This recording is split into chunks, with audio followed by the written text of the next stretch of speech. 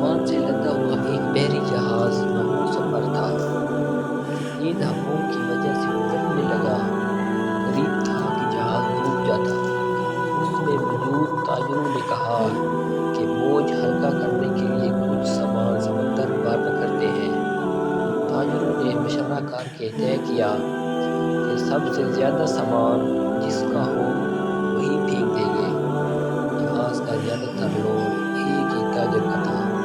اس نے اعتراض کیا کہ صرف میرا سامان کیوں، سب کے مال میں سے تھوڑا تھوڑا پھینک دیتے ہیں۔ انہوں نے زبردستی اس نئے تاجر کو سامان سمیت سمندر میں پھینک دیا۔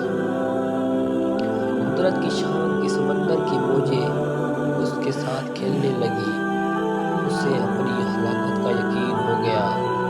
جب ہوش آیا تو کیا دیکھتا ہے کہ لہروں نے اسے ساحل پر پھینک دیا ہے۔ یہ ایک غیر آباد جزیرہ تھا۔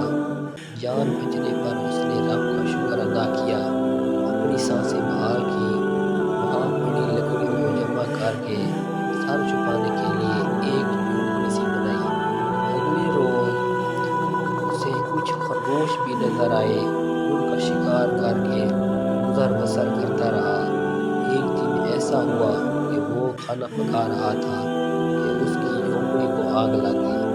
اس نے بہت کوشش کی مگر آگ پر قابو نہ پا سکا۔ اس نے زور سے پکارنا شروع کیا، تو نے مجھے سمندر میں پھینک دیا، میرا سارا سامان غرق ہو گیا۔ اب یہی جھونپڑی تھی، میری کل کائنات، اسے بھی جلا کر راکھ کر دیا۔ اب میں کیا کروں؟ یہ شکوہ کر کے وہ خالی پیٹ سو گیا۔ صبح جاگا تو عجیب منظر تھا۔ دیکھا کہ ایک کشتی ساحل پر لگی ہے اور ملاح اسے لینے آئے ہیں۔ اس نے ملاحوں سے پوچھا کہ تمہیں میرے بارے میں کیسے پتہ چلا؟ انہوں نے جو جواب دیا اس سے تاجر حیران رہ گیا۔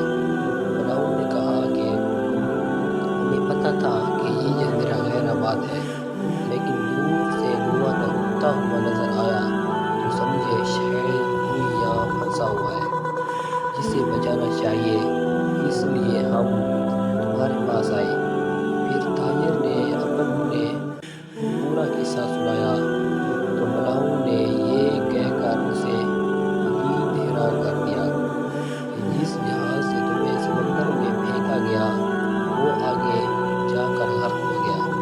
یہ سن کر تاجر سجدے میں گر گیا، رب کا شکر ادا کرنے لگا اور کہا کہ پاک ہے وہ ذات جس نے مجھے بچانے کے لیے تاجروں کے ہاتھوں سمندر میں پھینکوایا۔ اپنے بندوں کے بارے میں وہی زیادہ جاننے والا ہے۔ حالات جتنے بھی سخت ہو جائیں، اللہ کی رحمت سے مایوس نہ ہو، ہر حال میں اپنے رب کا بھروسہ رکھیے۔